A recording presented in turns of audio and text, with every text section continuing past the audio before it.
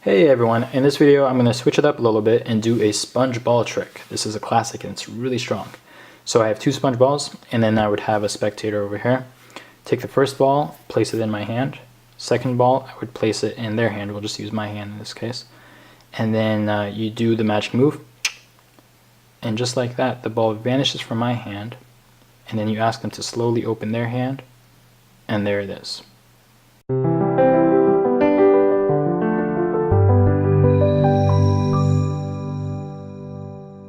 Alright, so this trick kills. It's dead simple and it always gets amazing reactions.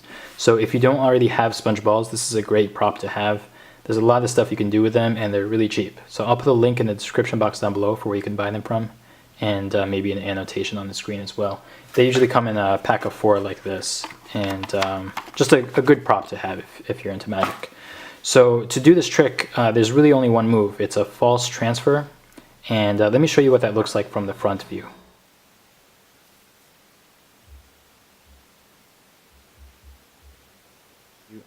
Alright, so let me give you a behind the scenes view of what's happening in this false transfer. You pinch the ball between your first and ring finger of your right hand, just like that. You have your left hand palm up, and as you approach your left hand, you're going to start to curl your fingers around the ball, and then in that moment you're going to do this quick move where you curl your right hand fingers in, you pinch the ball with your thumb, you extend your fingers back out, and then you close your fingers pretending to have grabbed the ball, right? So in slow motion, let me do that again, like this. Alright, now it's a lot of timing involved here, so the first thing I would do is just practice this. Practice holding the ball between your fingers like this, and then moving it or transitioning it into a thumb palm. So from here to here, here to here, okay? So you just curl your fingers in. Once they're right about here, you use your thumb to pinch. You're using like the base of your thumb to pinch the ball. Okay, and the nice thing about this pinch is that from their angle, you can hold your hand very naturally. All 4 fingers are spread out, and it's just a really good looking palm. All right, so be able to do this effortlessly and without any hesitating from here to here. Once you can do that, then you can bring in the other hand and practice the timing of the transfer. So here's how I think about it. You approach your hand, and then the larger motion always covers the smaller motion. So if your right hand is stationary and then you do this, it's not going to look so good. So instead what you should do is you should make this a bigger motion of your right hand approaching your left hand, and then using that larger motion, you use that to cover the smaller motion of your fingers curling in. Right? So you approach and then you do it like that. And then your left hand, you're just going to have to stand in front of a mirror and practice this.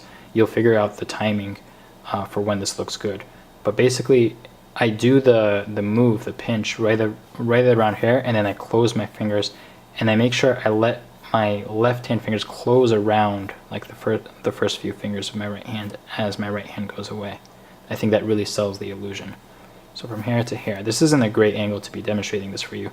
I'm just giving you a behind the scenes of what it should look like. Alright, once you got this move down, the rest of the trick is really easy. So you have 2 balls, you place them in front of you on the carpet, on the table, wherever. And you take the first ball, you do the move, they think it's here. You come over, you grab the second ball, and then you're going to do a quick move. I don't even really think of it as a move, but you're just going to you're going to do this with your hand palm down, but let me show you palm up to show you what's happening. You grab that second ball, and then you're going to curl your fingers in just for a second, and then you're going to take both balls, squeeze them together, and then bring them to your fingertips. Once they're at your fingertips, you ask them to open their hand. This is the spectator's hand now. And then you just place it in their hand, ask them to close their fingers.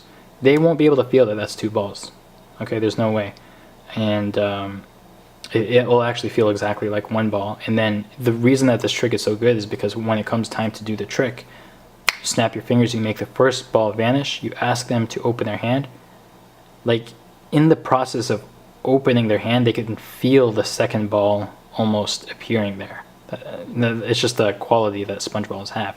When they first grab the balls, it feels exactly like 1 ball. As they open it, they can feel that second ball just kind of appear there. And now if they close their hands around it again, now it feels like two balls because you didn't squish them together, you didn't align them. Okay, so it's just a great trick. Give it a try. You'll see how powerful this is. It's so simple, but it's just one of the purest magic effects there is. All right, so that's the sponge ball trick. I hope you guys like that, and I'll see you next time. Bye.